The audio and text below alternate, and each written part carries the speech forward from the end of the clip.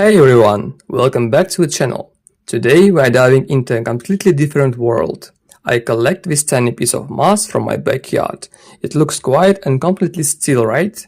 Well, think again. I squeezed a single drop of water from it onto this slide. Let's put it under the lens and see what's actually living inside.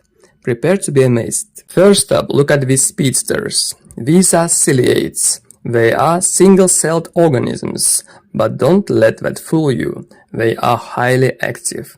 See those tiny, hair-like structures covered their bodies. Those are called cilia. They beat them like microscopic oars to swim through the water and scoop up food.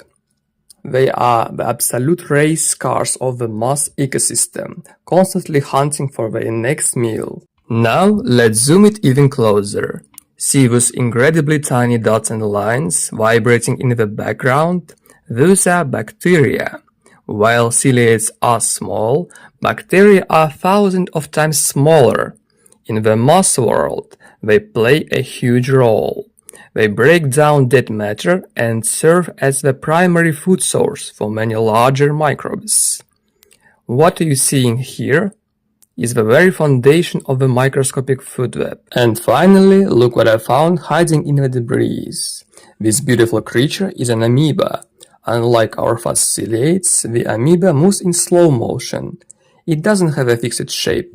Instead, it pushes cytoplasm forward to create these finger-like extensions called pseudopods, or false feet.